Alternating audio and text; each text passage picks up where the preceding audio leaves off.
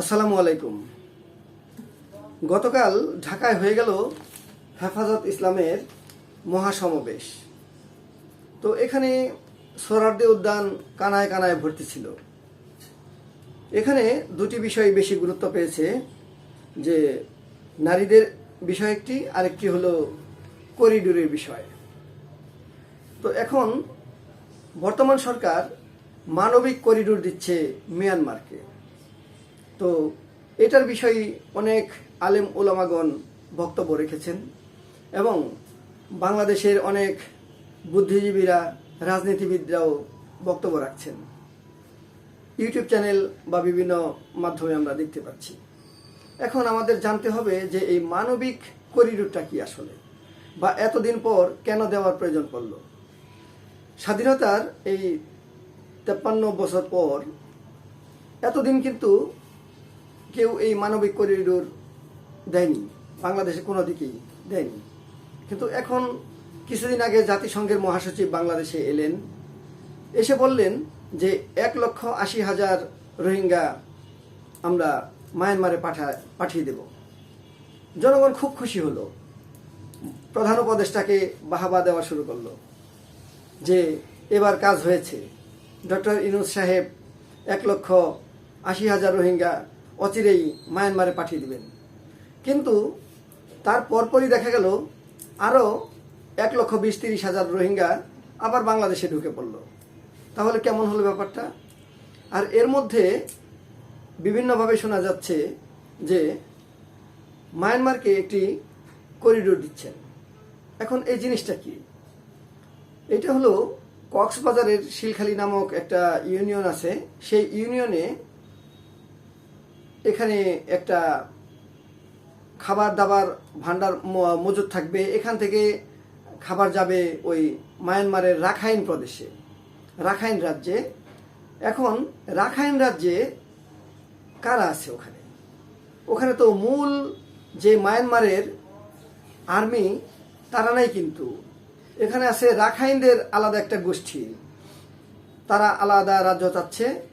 তারা কিন্তু তাদের কিন্তু সাহায্য দিতে চাচ্ছে এই বাংলাদেশ। এই করিডোরটা তৈরি হচ্ছে, জাতিসংঘ বলে দিয়েছে। তো তখন কি মূল যে মায়ানমারের সেনাবাহিনী, তারা কি বাংলাদেশের উপর খেপতে পারে না যে আপনি কেন আমার শত্রুদের খাবার দিচ্ছেন বা চিকিৎসা দিচ্ছেন, বা এখানে নাকি শোনা যাচ্ছে তারা প্রশিক্ষণও নেবে, অস্ত্র ভাণ্ডারও থাকতে পারে, ইত্যাদি ইত্যাদি। তো এটা তো বাংলাদেশের জন্য কতটা সুফল বয়ে আনবে সেটা আমাদের রাজনীতিবিদরা বিভিন্নভাবে বিশ্লেষণ করছেন। এবং রাজনীতিবিদদের কথা হলো যে আমাদেরকে তো জানানোই হয়নি, আমাদেরকে ইনভলভ করা হয়নি। তো রাজনীতিবিদদের বাদ রেখে আপনারা কয়েকজনে এই ব্যাপারটা গোপনে গোপনে সারবেন, এটা তো ঠিক নয়। জনগণ এটা কিভাবে দেখবে?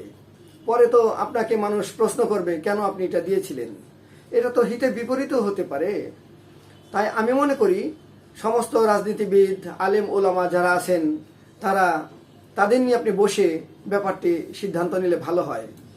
আব্বাসী হুজুরের আমি দেখেছি, এনায়েতুল্লাহ আব্বাসী হুজুর, তার ভিডিও আমি অনেক আগে থেকেই দেখি, অনেক ভালো বক্তব্য রাখেন তিনি কিন্তু অনেক আগে থেকেই বলেছেন যে এটা কিন্তু বাংলাদেশের জন্য সুফল বয়ে আনবে না। কারণ এখানে আমরা মূল যে মিয়ানমারের সরকার, তার বিরোধীদের আমরা সাহায্য করতে যাচ্ছি। তাও বাংলাদেশের একটি ভূখণ্ডে তাদেরকে আশ্রয় দিচ্ছি, কিংবা খাবার পাঠাচ্ছি, সাহায্য পাঠাচ্ছি তাদের জন্য। ধরুন আরাকান আর্মিদের আপনি সাহায্য করছেন, কিন্তু মূল যে মায়ানমারের সেনাবাহিনী যদি এখানে একটা বোম ফেলে, অ্যাটাক করে ফেলে, তখন বাংলাদেশের অবস্থা কি হবে? শুধু তো ওই জায়গাটুকুই আক্রান্ত হবে না, আশেপাশের অংশগুলো আক্রান্ত হবে বাংলাদেশের। তখন বাংলাদেশের সেনাবাহিনী কি বসে থাকবে? আমরা কেন যুদ্ধের দিকে যাব? কি দরকার আছে আমাদের? বাংলাদেশ শান্তির দেশ, বাংলাদেশের মানুষ চায় শান্তি।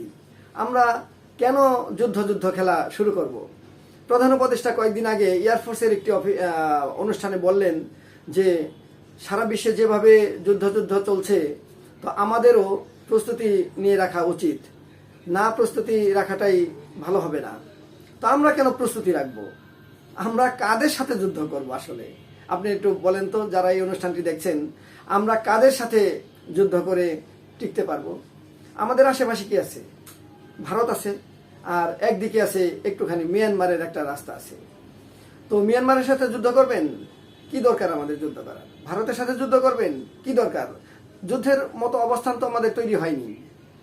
তো বর্তমান উপদেষ্টা, প্রধান উপদেষ্টা সহ অন্যান্য উপদেষ্টাদের আমি অনুরোধ করব যে আমাদের দেশের রাজনীতিবিদরা দীর্ঘদিন ধরে রাজনীতি করে আসছেন, তারা দেশের ভালো মন্দ অনেক ভালো জানেন। আলেম উলামাগণ তারা অনেক ভালো জানেন। তাদের নিয়ে বসে আপনি একটি সঠিক সিদ্ধান্ত নিন, এটাই হবে বাংলাদেশের জন্য মঙ্গল। আজ এ পর্যন্তই। সকলে ভালো থাকবেন। আসসালামু আলাইকুম।